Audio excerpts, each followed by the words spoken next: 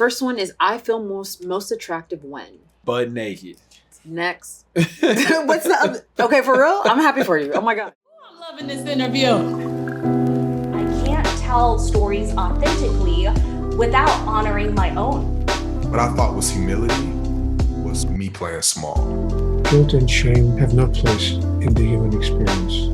And so to not love myself is so disrespectful.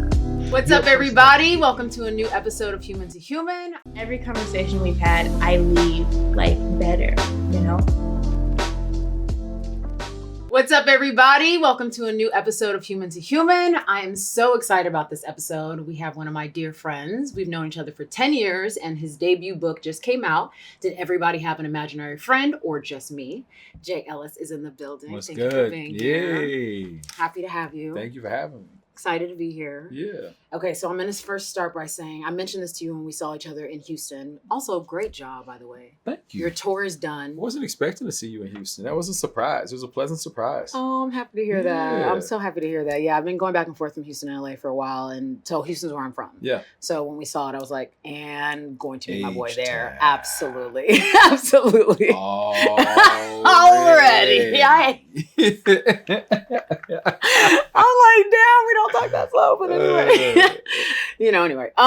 So yes, it was definitely exciting to see you and to have I had a family member with me, and she was like, this is so lovely seeing your friend just fully express himself. And I'm like, this is him. This brought back a lot of amazing memories. Yeah. Like I brought up and told you that one of the first times you and I know we had met already, but I got to audition for you and your mom once. Do you guys still work together? Yeah, we do every once in a while. Okay. We did a show on OWN together, but now she's out producing her own stuff. Nice. So if we have things that make sense, we do. But now she's producing her own shows, so she don't need me no more. Amazing. So wait, how was it work with your mom? Did you see the things that you guys really related on, or that you see in each other, or were there a lot of different things? No, I think it's interesting because it was a completely different skill set. Obviously I'm looking at my mom as not my mom and as much as I can in those moments, right? And I'm working with a creative partner. And, we bump heads, we don't agree on stuff, but I think there's also this understanding at the end of the day that this is mostly me helping her with her projects at the time when she was kind of starting out. It's I want the best for you and for your projects and what they could possibly be. And so I think, you bump heads for a little bit, but then you find your way around it. Yeah. And then, you create a new language with that person. In this case, my mom. You create a new working language with them. But it was cool. It was a cool experience. Yeah, working with family is lovely. I loved seeing you guys. I was like, oh wow, they're good at this. At least from what I could feel. It's fun. Yeah. What did you and your parents fight about a lot growing up? What did y'all disagree on? Maybe still disagree on? Nothing really. I feel like I did all the normal stuff that everybody disagrees on. You were a bad kid. Can I be out? Can I not be out? What time I got to be home? Can she come over? Can she spend the night? Yeah. Can I drive your car? I think it's all the normal stuff that kids try to get away with, that they try to ask for. Nice. Grades, getting in trouble in school, talking too much, whatever. I feel like it was all the normal stuff. Yeah. Okay, so actually let me rephrase, because I said you were a bad kid, but you also mentioned this in the book, and your mom made sure not to say you were a bad kid. Yeah. She was very aware that you were an expressive kid, an open kid, which I loved, because I was a very talkative kid growing up. I got the orange slip a lot, the yellow slip. I forgot about the slip. My God, they gave me the slip. And I was I can't take this on my parents anymore. You have to stop. You have to understand that this is my personality, not me as a kid. It was so I really enjoy that your mom understood the difference. And I'm so grateful to parents who do that, who are willing to, because, eventually my parents were like, no, she's really like this. So we need to nurture it and figure out what this means. Yeah. And they were a part of the, is there some talk? Is there journalism? What is this? Yeah. And I'm so grateful for that. So I will say that people who didn't understand me, their friends, people from church, whatever, who were like, yeah, your kid is so nosy, you're this or that. Sometimes that still comes up for me in moments that I don't expect it. Interesting. In a not positive way where I have to be hold up, you're not that kid anymore. Right. You are this, and it turned out to be this. Does it ever come up for you, some of those things that you were accused of, or? No, I think, I think what my parents were ultimately trying to be aware of and trying to express is that it is easy to label kids as bad and write them off, as opposed to understanding personality traits or just who they may be and how they express themselves. And so I think they were very mindful of saying, like, this is a bad action.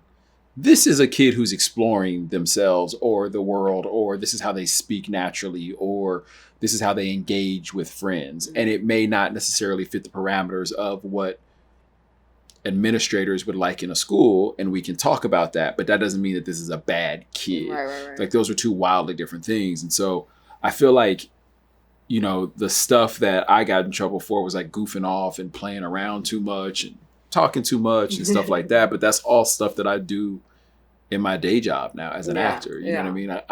If someone accuses me of playing around too much on set, I'm like, well, that's why I'm here. Like, that's what I'm supposed to be doing. So clearly I'm doing my job. Yeah.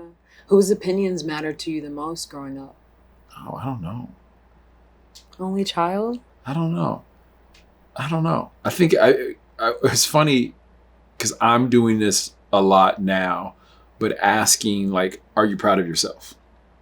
Right? I think there's this fine balance of making sure that, like, we don't overly create the expectation that we have to please others and make others proud of us all the time.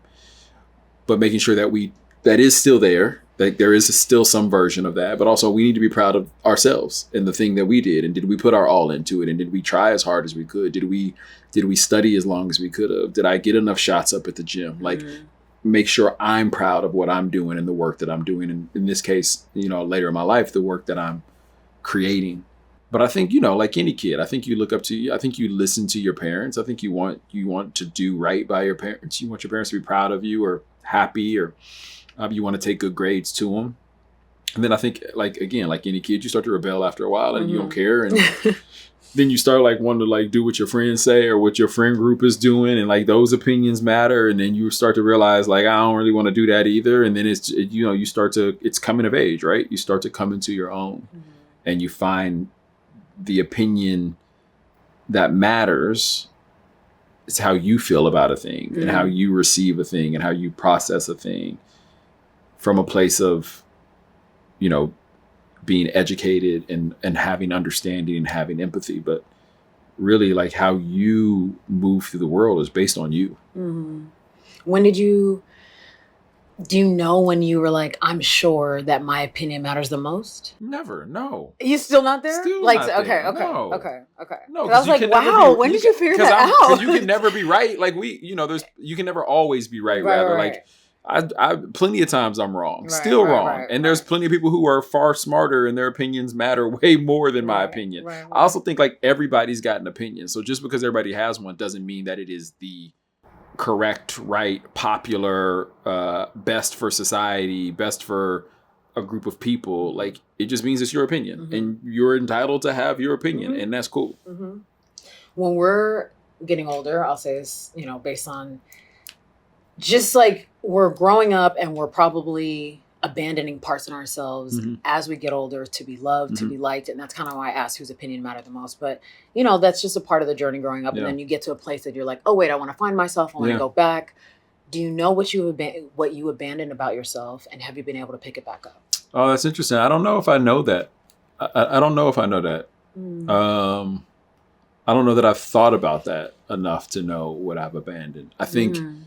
you know, going on the journey of writing this book, I think was interesting because it highlighted so many things that have carried forward today in my life in positive ways and in negative ways. And then some are just like tics or behaviors or beliefs or whatever that all are rooted or grounded in childhood experiences. But I don't know that I've thought of like things that I left behind that I then needed to go back and pick back up or find. Yeah, I don't know that I've thought about that. I think, but that's part of the journey too. Like maybe it just hasn't hit me yet. Maybe that's still, you know, maybe that's the next bit of work for 2025. Yeah. You know the reason that question has been, you know, swirling for me because I recognize some of my spirituality didn't feel like me. Mm-hmm. And so when I went on that journey, I was like, oh, did I abandon parts of myself that I didn't have the language at the time. I was just like, what is going on? But, you know, it makes me curious about other people's journey and what they realized later, like that actually wasn't me and this was me, but I didn't know until then, you know, whatever. So. Yeah, it's interesting. I mean, I talk about this in my book. Like I would go into a different school and I would put on a new persona with every school that I went into. So many opportunities. So many opportunities because I moved around so much. Yeah. So it's interesting. Like I think by the time I got to high school, especially my last high school, I was kind of like, hey man, this is it. This is what y'all gonna get. I don't really care. Like I done been through all the personalities already. Like this is what you gonna get. Like you're not gonna get no other persona. Right. And you know, it was a bit of fast forward learning, if you will. Like it happened pretty fast because of how much I moved around.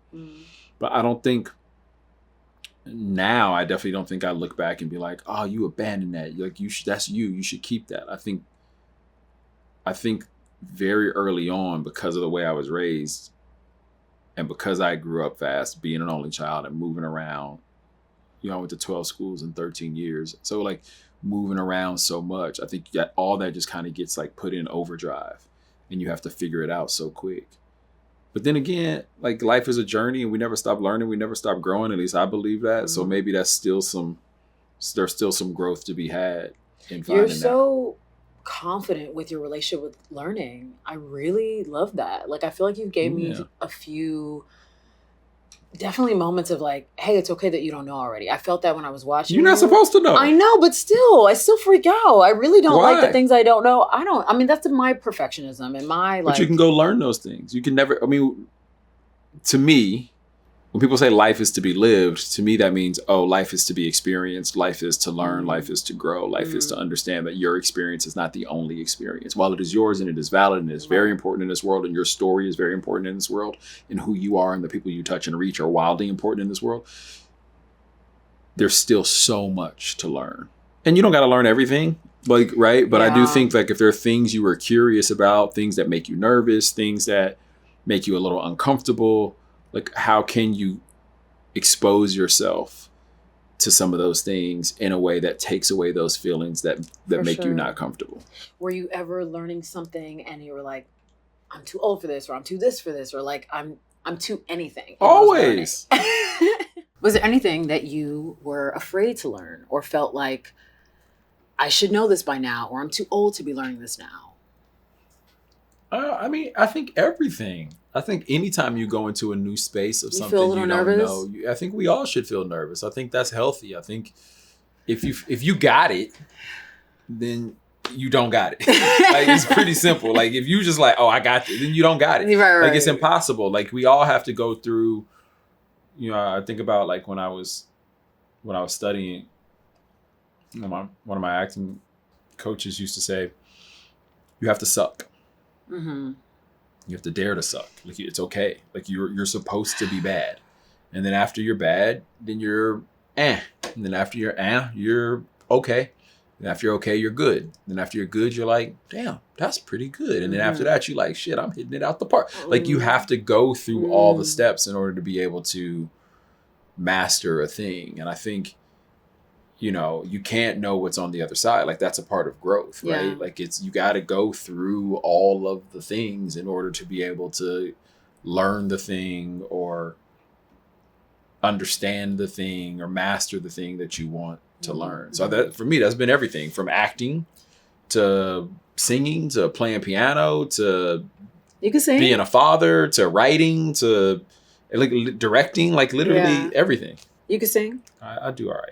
Okay. I'm like, wait, like, are you going to sing? I do all right. I'm impressed. I'm happy. I'm like, that wasn't on my list. That wasn't on my list. I do all right. Because I was going to bring up the other stuff, like, the fact, first of all, I said this when we connected, writing a book is really vulnerable. It feels like, I wouldn't say the most intense part of the creative journey, but I know directing has its own thing, producing has its own thing, but the writing has just an intimacy to it, you know, and I was really impressed that was something you added to your, you know, your list now of things that you do. So what part of it, like, I guess what is something that you have a hard time being vulnerable about?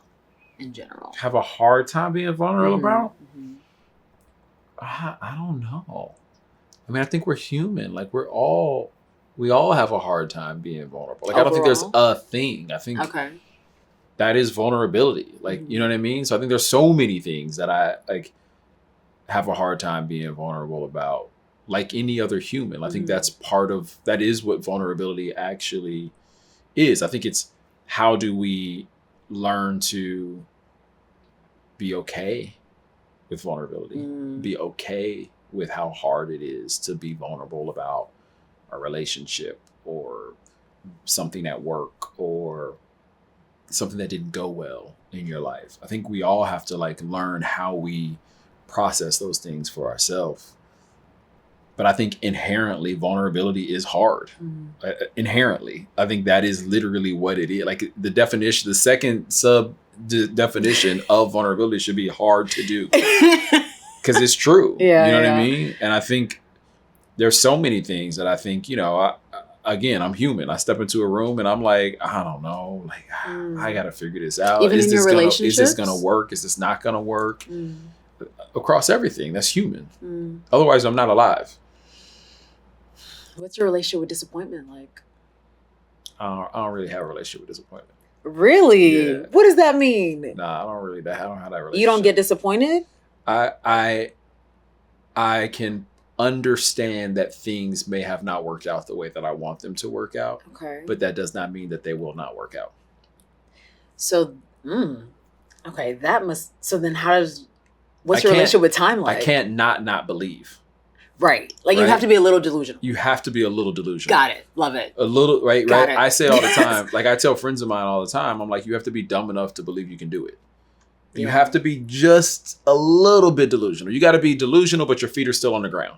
You know what I'm saying? It's like my feet are literally just like my tippy toes are scraping the sidewalk. You know what I'm saying? I love it. You got to be like right there. And I think after that, the belief is what keeps you motivated and what keeps you going and lets you know that like you're close, right? If you live in disappointment, well, then you'll quit. And then none of us will get the thing we want the thing that you desire or the thing that you worked so hard for. Most people quit with like 5% to go. You know what I mean? It's like you did all this work. You worked so hard for so long. And then it didn't work out this one time or maybe even this second time. Or 20 times. But you only 5% of the way there. And then you quit. So in that 5%, how do you decipher keep going or it's time to move on? I think to me, it's all about goal setting. And it's like, what are your goals for that thing, right? What is the thing that you were trying to get out of X? And if, for example, like I used to say, and I learned this from when I got out here and I started taking audition classes, like my job wasn't to book every single job. Then I'm constantly setting myself up for disappointment because the reality is I can't book every single audition that I go on. That's just not reality. Yeah. It would be amazing. I'm sure there's some people who've had some crazy runs, but that's not realistic. So then if you're going into that and that's your mindset, well, then you're setting yourself up for, but if my goal is, I'm going to go in and crush this audition and I'm going to make them realize that I know how to do it. And even if they don't hire me, they're going to coach another actor to do it how I did it. And this casting director is going to keep calling me back into their office because they want to help me get a job. I've won the room with the casting director. So that's become the new goal, right? If I walk in there and do that, the job will come. Then I don't have to be worried that I didn't get the job. I don't have to be disappointed that I didn't get the job. Some of this is batting averages, right? You can't hit a home run every single time you walk up to the plate. Sometimes you just got to connect with the ball. Sometimes you got to get to first. Sometimes you might get all the way to third, but somebody else got to get you an RBI and get you in there, right? With a little bunt. Like sometimes that is what this process of performing, especially when you're starting out, you have to frame it in a way that is healthy. But also the goals are a little bit more tangible because there's so many things that are out of your control when it comes to getting a job. There is nothing out of your control about getting called back to a casting director's office. That is 1,000% within your control. If you go in there and you kill the material, they're going to call you back for whatever is right for you as long as they have stuff, as long as you keep doing the work. And then at that point, you're just on a batting average. You just need enough at-bats and then you're going to connect and you're going to get one. And so I think it's about reframing disappointment, right? And reframing how we want to achieve these larger goals and what are the steps to get to those larger goals. So how did you reframe writing the book? Like, I don't know if you said, okay, this is going to take me a year and then it took you longer, or it took you, how did you reframe the success around the book? Yeah. Or have you yet? I don't think I've framed the success of the release part yet. I definitely think I've framed the writing part and the process of it and what I thought it was going to be. And what I realized is I was wrong. I was wildly wrong. I was like, I'm going to get this done in 2 years. 2 years was actually probably 2 years and 10 months. Life happened. There was somebody in our family who was sick, who was ultimately going to pass. Excuse me. And their transition to the next phase of their life, or afterlife rather, took a while. I didn't write in that entire time. So if I just go off the calendar and the timeline that I originally created for myself, right, I'm disappointed. But what I have to do is have enough understanding, or be able to like take a time out and pause the game for a second and look at the 30,000 foot view and go, all right, something major happened in my life that was called upon me to be there and be there in another way that didn't allow me to write. I can't be down on myself that those 10 months that I didn't write didn't happen, right? That's life. You got to roll with the punches. You know what I'm saying? This the Mike Tyson joint. Like, everybody got a plan till they get punched in the nose or the mouth or whatever it is. You know what I'm saying? So like, you got to be able to understand that sometimes you got to bob and weave. In my case, I ended up finishing my book in about 2 years and 11 months. Well, 10 months of that, I did not write. So I actually still was on target to finish my book, but life happened and I had to allow life to happen. And on top of that, because life happened, I think I was able to write from a different perspective that I wouldn't have before, that I wouldn't have had before. And so I think for me, it was that. So I think I did what I was supposed to do. I think I have to give myself the grace, right? Are you good at that? Better at it. Okay. You know what I'm saying? Getting better. Good. At it. Good. I think it's work we all got to do, because nobody God, tells us to do that. It's crazy. I'm like, I didn't know this was going to be so hard. Nobody tells us to do that. If we learned it young, then maybe, it should be a class. It should be. It should be a class. You shouldn't have to learn it. Like, because when you're adults in the build, like, it's very hard to balance. I should be kind to myself, and this deadline is due. Right. That is It is something that I'm not loving the experience of it, but you are, even right now, I'm like being reminded of my relationship with time and just keeping it comfortable and being excited about time and not feeling like staying delusional. It's okay. But sometimes I'm like, pop out of this delusion, girl, and, get this. And sometimes you have to. I think when you have, when you have goals, dreams, that fall outside of what may be considered norms. Right. And it are often hard for people to kind of grasp how that can happen to you or in your life, right? I think you have to be slightly delusional, because you have to be able to believe what they can't see. You have to be able to see it and believe, like, hey, just because you can't see it don't mean I can't see it. Right. But I think you also have to realize that with those big, lofty dreams and goals comes a whole nother set of variables that you have to find a way to healthfully manage for yourself, that maybe you wouldn't have to do had you chosen a different path that kept you at home, that kept you in a 9-to-5 or in an office or in a more traditional job, right? And so I think we have to just remind ourselves that, like, you do got to step out and you got to hustle in a completely different way, and work yourself till you're tired, until it hurts. But also, you got to find a way to balance that, because if you keep emptying your cup, then you got nothing. So you got to find a way to refill that cup, and giving yourself grace is part of that, and finding time for yourself is part of that. And, learning, I think, is a big part of that, whether it's reading, whether it's taking classes. I think that's a big part of that too. What's the last thing you forgave yourself for the first time? Who knows? I have no idea. No, let's like find out together. I have no idea. You said you've been giving yourself grace. Sure. What's something you forgave yourself No for? idea. What do you mean? I have you don't no forgive idea. yourself? Sure, but I can't think of the last thing I forgave myself for. I honestly can't. Okay. Like not even a little bit. I can't even think of the last thing I forgave. I didn't get on the treadmill 2 days ago and I wanted to. And I guess I forgave myself for that. I mean, I thought I was going my alarm went off at 7 and I thought I was going to pop up and get on the treadmill and I didn't. So maybe it was that. Yeah.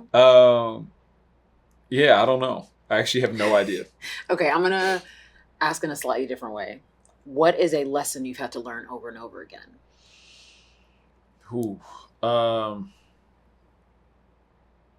It's all about the journey. Just be present. You've had to have that moment. Just be present. A few times. Just be present. What brings you back to it? Because things move so fast. Yeah. Things move so quick sometimes. Especially like this book tour I did was absolutely insane because I was in a different city every single day. I did 15 events in 12 cities in 19 days. And it was intense and it was insane. And there's definitely moments where I was not grounded. I was not present. I was like, yeah, we're good at it. Yeah, the book. All right, later, y'all. And then like went to the next thing. But what you realize is like, man, I missed the memory there. You know what I mean? Like you gotta find a way. And I think it happened for me in a couple different cities where I was like, oh yeah, I could just sit in this. I know that I gotta go get on a plane in 3 hours, but for this 1 hour, I don't care about the plane. I'm gonna make it. So I'm just gonna sit in this. And I think it's just a check-in. I think it's how do you just check in with yourself every once in a while? And just make sure that you're like taking the moment that you're in for all that it has to offer, which I talk about in the book. I talk about like, the last chapter of my book is about like being a kid and being obsessed with the future and being obsessed with the Back to the Future franchise and just wanting to get to the future so bad. But really like, it's also like, it's the alchemist. It's like the journey is the, you know what I mean? Like it is. I also believe that because as an actor, I believe that every life experience that I have only allows me to go deeper in my work as a performer. That doesn't mean I need to have every experience, but the experiences I do have allow me to go deeper or have more empathy or sympathy or whatever it may be. And so I think it's really important to constantly try to, as much as you can, come back to being present. However you do that for yourself. I think it's super important. What was the hardest part about the tour in general? Like, what did you just not expect or didn't see coming? The schedule. The schedule. The schedule's tough. The schedule is tough. I mean, the schedule was really tough. The schedule was really, really tough. Yeah. Being in a different city every day is like, it's hard. It's hard. I have 5 people moving with me. I had an amazing team that was moving with me the entire time, capturing stuff and scheduling stuff and selling merchandise. Like we had a whole like operation going and it was amazing and it was great. And we fine-tuned along the way. Like we would learn lessons at every single stop that we went on. But at the end of the day, like we were exhausted. Like it was hard work,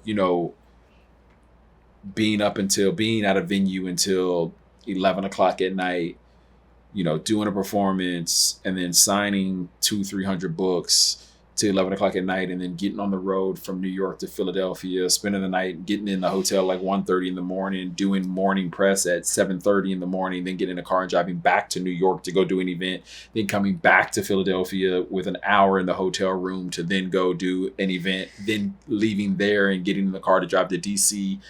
And like, I'm sure those who are watching are like, what's happening? Like, he's still going. It's a lot. Yeah. It's a lot. But I think, I've traveled a lot in life and I've been fortunate enough to be able to be on the road for different things and promote different things. This was a different beast for sure. For sure. Okay, I'm going to do a quick lightning round with you. These are some of, this is a card game, Where Should We Begin? From Estelle Perel that I love. And I thought some of these questions were really good, so I'm just going to throw them your way. First one is, I feel most attractive when? Ooh, I'm butt naked. Next. What's the other? Okay, for real? I'm happy for you. Oh my God, good job. So the treadmill's fine and you're fine. When I got a book. When you have a book? Yeah, when I'm just like on a chair, like laid back reading a book. Like I don't care about nothing else. That's good. Okay. Last time I cried. Oh man, I just watched Inside Out. Oh, 1 or 2? I haven't seen 2 yet, but I just watched Inside Out. Man, I think we watched it like 2 weeks ago. I watched it with my daughter. And she started crying, and then I started crying because she was crying. And I was like, man, I just didn't even think this movie was going to get me like this. But yeah. I'm going to pause. What parts of yourself do you see in her the most right now? Oh, I have no idea. No? Mm-hmm. You're just like, you don't see yourself just yet? No, because I want her to be her and her own human. And like, I know that it's there, but I think there is this interesting thing that happens where you realize, oh, I don't want to give you that. Awareness. Right? There's this interesting thing I think that happens when you're like, oh, that's my thing. And because that's my thing does not mean that it needs to be your thing. Right? And so I think, for instance, constantly trying to be in this headspace, in this mindset of like putting up the guardrails. These are the boundaries. Right? But explore within these boundaries. Right? And who you are and who your personality is from the minute that you came out is what should bubble to the top, not what we try to put on you. You know what I mean? But I think, you know, it's fun watching a little person become a person, a little person become a small person. Like, it's a lot of fun to watch it and watch like parenting is so wild. Personalities come out. Yeah. Yeah. Is there things about, actually, we're going to get back to it. I'm going to finish this. Okay. Last time I felt free. Free? This morning? This afternoon, walking over here? Like, that was nice. The fact that you walked, I was like, my God, this is my guy. I love it. Okay. My most irrational fear. Birds. As in like just being around you? Yeah, I don't like birds. Oh, okay. Yeah, I fell asleep to that Alfred Hitchcock movie, The Birds, when I was a kid. And I was at my grandparents' house. And then later that summer, we drove from Sacramento down here to come see my uncle. And he brought us to Venice Beach. And I asked my grandma, why do pigeons like jut their necks out? And she said to peck your brains out. And it's a wrap. I've been afraid of birds my whole life. I'll cross the street before I cross a bird. I'm so sorry for you. Not even, like, birds are like Debo in my life. Like, they could take my chain and my bike. I don't care. Oh my God. I really don't care. I don't like birds. Wow. I mean, I would never play prank on you, but if I did, I wish I had never seen the ending of Game of Thrones. Why? I don't like to finish shows. Because I like the world to like keep living. It's one of the only finales that I've watched. If I love a show, I won't watch the finale because in my brain, I still have more to watch, but also the world feels like it keeps going. And I loved the ending of Game of Thrones. I think they did a great job, but I wish I didn't watch it because I just wanted to keep living. Imagine if people hadn't watched the end of Insecure. That would be a really... But it's okay if they haven't. They would just be like sitting there. I understand why they wouldn't though, because if you don't want that story to end. Sure. Right? If you don't want that story to end, if you don't want this love affair to end, or you don't want Molly's search for her own happiness to end, if you don't want it to end, well then when you watch the end, what you got? It's done. So I get why people like I fully understand why I do it. I think it's very irrational, but I understand where it comes from and why I do it. Like I've never seen the end of The Sopranos. I've never seen the end of The Wire. I did not want to watch the finale of Insecure, but we all watched it together. Yeah. So that's the only reason I watched it. Yeah. And then Game of Thrones I had to watch because that was just... It's like you just have to know. It's too big of a phenomenon. And they were going to show you anyway. They were going to show you. Everybody was going to talk about it. Like there was no way to get around it. Martin. I never watched the end of Martin. I never watched when they moved out the house to the Fresh Prince of Bel-Air because I couldn't I couldn't look at that empty house. To this day? To this day. I know the house is empty because I've seen like clips and stuff, but like I couldn't do it. Oh. Yeah. That's actually like, that validates a part of my weird watching experience in some way. But earlier I was going to ask you, what part of your parents' parenting do you understand more now that you're a parent? I grew up in a wild time. But my dad grew up at a time where most of his friends didn't make it out of the 80s for various reasons. And I understand why my dad, who was a military man too, so I think that's part of it, but I understand why he was on me, like why he was in my business nonstop. why he was like, yo, you're going to be more afraid of me than you are. Because if you go out there and mess around, you got to come deal with me. Because, you know, I grew up at a time where like gangs were popping off like crazy. It was super alluring. It was very easy to fall into it. Obviously, like I'm at the back end of the crack epidemic. So I think I just grew up in a wild enough time, and my dad had enough loss in his life from his friends that it was like, yo, we not going to play that game. Like, you're going to go to school, you're going to play basketball or football or whatever your activity you want to do. You're going to go to college, and you're going to keep it pushing. And I think at the time it felt like he was just like, blah, blah, blah, blah, blah. And now I look at it, I'm like, oh, he actually wasn't even that. It's just my kid mind processing it that way. But I understand why. Talk to me about your friendships. Like, how are your male friendships? Do you guys... Super cool.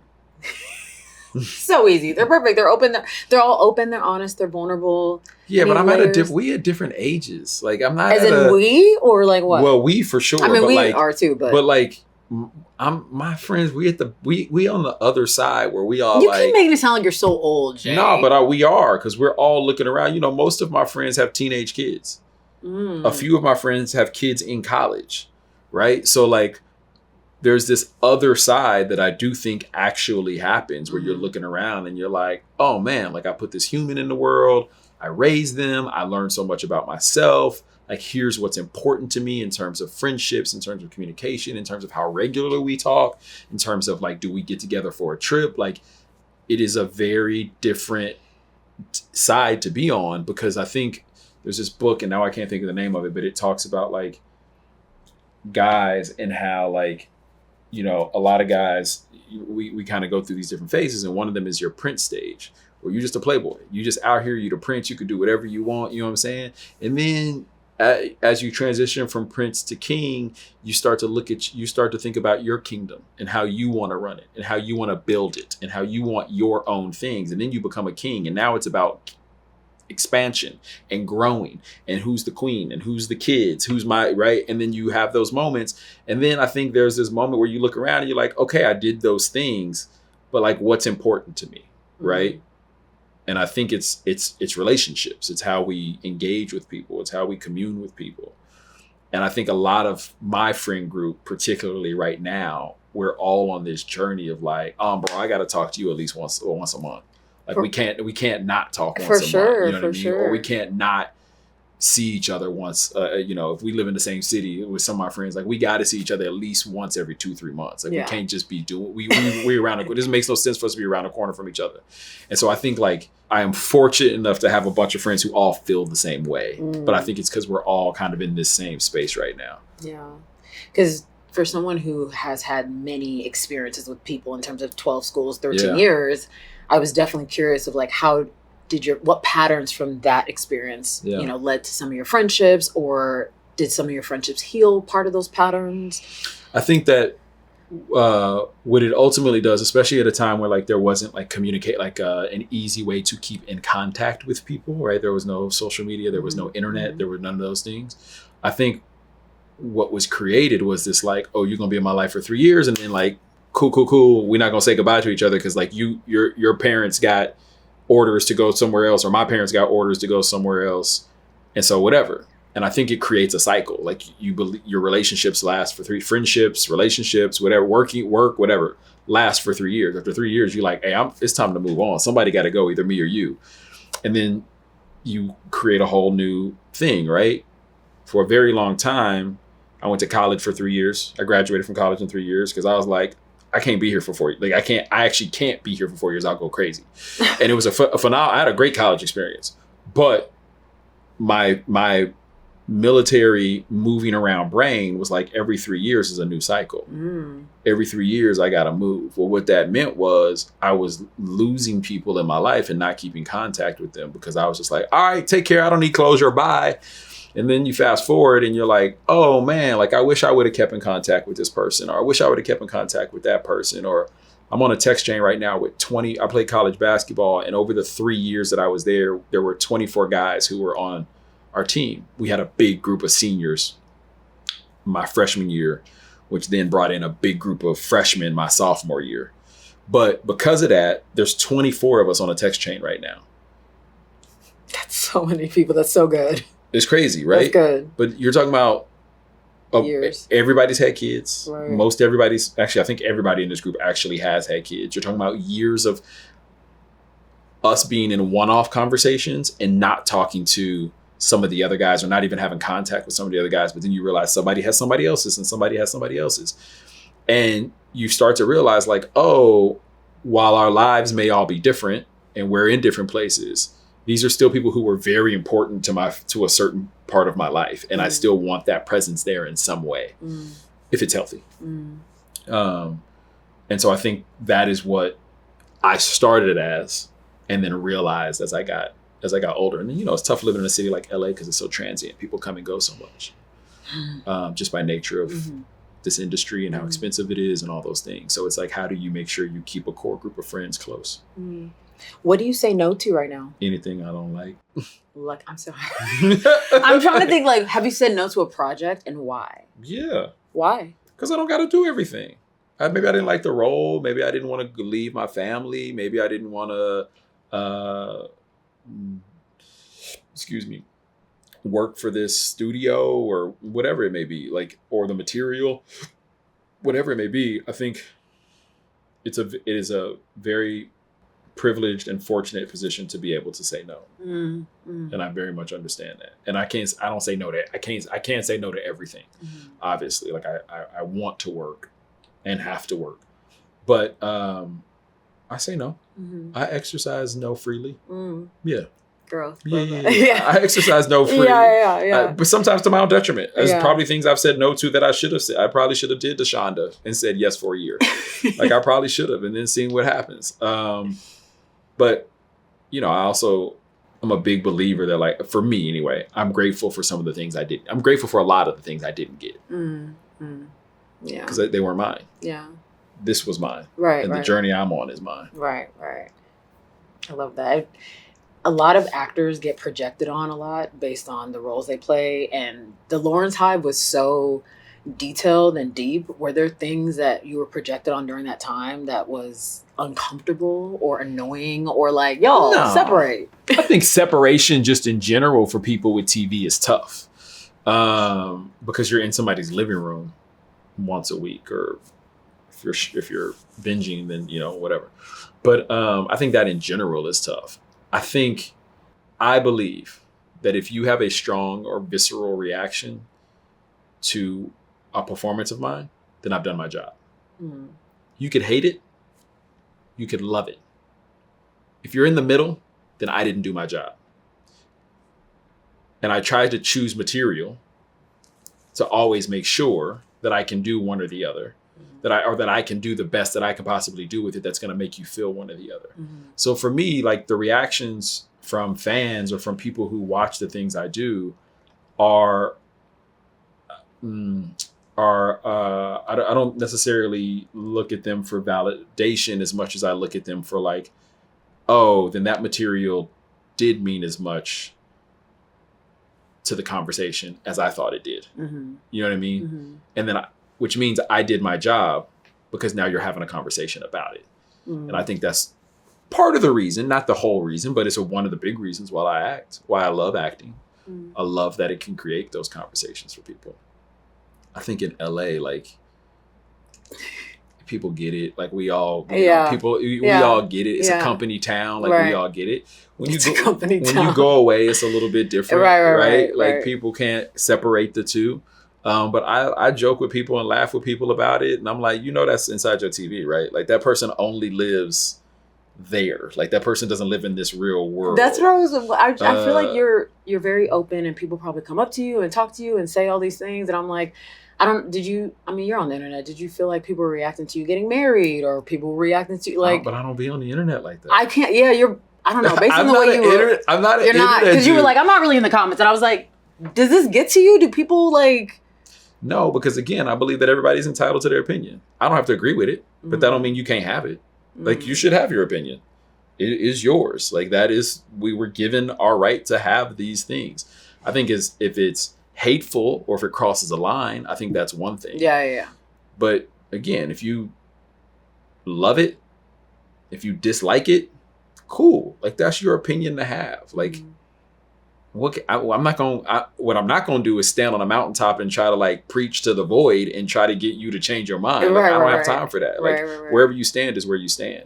Like I'm going to keep making work and I'm going to keep doing what I'm doing. Like, you know, being a father and being a son and, you know, being a friend and doing all the things that I'm doing. I think there has to be this healthy separation from performing, consumption, and living. Right. There has to be this, and then criticizing and comment of life or of performance. I think there has to be a healthy separation of those three. Otherwise you will go crazy because everybody has something to say. That's what I'm saying. Like, you've been in the industry for so long, you've survived, you have a very, I mean, you're reputable. You are, nobody has anything negative to say about Jay. So I'm like, to withstand that, to hold that, there has to be a position somewhere you're in there. Either you are checking for what people are saying, you're not checking, you're completely out. Like I think it's harder now for people to have to disassociate. You know, you still have social. There are some people right now that I'm like, you don't have social? How'd you do it? Like, teach me. I'd love to have skipped that phase, but now it's because it's there, does it mean you know you? Right. Of course. You know you. Of course. The people around you know you. Of course. Right? Of course. Your actions very clearly say who you are. Right. And if there are stories that are contrary, completely different, then there's a conversation to be had. But if you can't find a story that's contrary, then what we talk about? You just upset. Very okay. Yeah. But you know what I mean? Yeah. But that doesn't mean that should move you, sway you, affect you from keeping your eyes on the target and doing the thing that you're doing and being the person that you want to be in this world and that people know you as in this world. Before we wrap, 2 questions. Other than your book, I know you love The Alchemist. What's another book you would refer people to? Oh, man. Bell Hooks, All About Love. It's like people need to learn how to love. People don't understand where love is about and where it comes from and why we need it in our lives, and also how we what's the latest thing you've learned about love? Very unhealthily or attach to love. Yes. Or the concept of love, or what we believe that love has to look like. Yes. The newest thing, I don't know. Because I love that statement is we need to relearn and learn again and try again, guys. And I wonder if there's something that's helped you do that. I think for me, I mean, people, I think at the end of the day, reading, I think is a big thing. Other people's perspectives. You know, we were talking about this earlier, like traveling. You travel the world and you see that, like, all the way on the other side of the world. We live in a city. This is a city of 5 million people. Over like 16 million in Southern California, or 14 million, something like that. 42 million in the States. So 20 million people, like something crazy like that, right? 5th biggest economy in the world. 4th or 5th biggest economy in the world. It feels like everything that is happening in the world is here. Like, the world revolves. You go somewhere else and you just see people out in the streets having a good time, kissing each other, like having dinner, like kids running around in a fountain. And you're like, man, there has to be something bigger than the thing that I think exists. There has to be. Otherwise, none of these people would exist anywhere else in the world, right? And I think we get so caught up in what our thing is that we forget that, like, there is a lot of human experience that is happening on this life at the exact same time as ours every single day. And I think, like, traveling, if you are fortunate enough to travel, by the way, I don't necessarily think it just has to be, if you're not able to travel out of the country, I don't think it just has to be international, but I do think that is wildly helpful, impactful. But even if you're able to just see this country, this country that we live in, from the Northeast to the Southeast to the Mid-Atlantic coast to Houston to Chicago to Seattle to LA, if you're just able to see the differences in people in these places, you start to see the universality and see how that, like, there's a lot more in common than what we actually think, and it still can be couched in nuance, and it still should be couched in nuance, but that doesn't mean that it's not universal. And so I'm just a big believer in understanding or trying to understand or wanting to understand other people's experiences. Because we're all having a human experience. Like, the earth is hot for everybody. You know what I'm saying? It's not just hot here. It's hot everywhere. You know what I mean? Like, it's crazy everywhere. Like, the inflation is everywhere. You know what I mean? Like, we're all death happens everywhere. Right. We're all experiencing these same things in this very short time that we're on this planet. Right. I love that so much. I say human experience all the time and how much I love to share it and ask about it and be very curious about it. And it's definitely opened my heart and mind so much. So I love that. Okay, lastly, what is something you are currently looking to learn next? Learn next? I'm curious about. Why people in Australia like Vegemite. Oh, it's so nasty. It's like, so I don't actually know I can help you with that. Like, oh my God, it's gross. I don't get it. I've had it before. I'm about to go for 5 months to go film. And I really want to understand why people think it's good. I really do. I want to because I just don't get it. Listen, so I ended up, I went to I almost wrote this in my book and I didn't, but I went to an all black high school for a couple of years. And then I went to a primarily white private school where there were 4 kids of color out of like 700 kids in this school. And I wrote this line in the book and I ended up taking it out. And I was like, listen, would I cook green bean casserole? No. But do I understand why someone could like green bean casserole when seasoned? Yes. You know what I'm saying? I get it. Like, again, it ain't for me. It's not my choice, but I get it. Vegemite's just not one of those. I can't get it. I still don't get it. Tim Tams you'll love. I'm sure. I don't know if you're a chocolate guy. Yeah, I'm like, love. But Vegemite I never got. Yeah. That's hilarious. I love that. Thank you so much for doing this with me. Absolutely. I'm so proud of you. I'm so excited to have experienced your book. I listened to it. And it was definitely like you did the whole...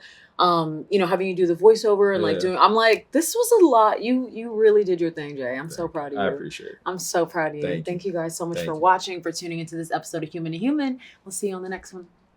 Thanks for watching this episode of Human to Human. If you like this episode, make sure you like, subscribe, leave a comment, share with a friend, and check out our playlist for new episodes from the show. Also, you can follow me on Instagram and Twitter at OneTakeStace, and you can follow the show at Human to Human with Stacy Ike. And remember, curiosity is the pathway to consciousness, so let's take the next step together.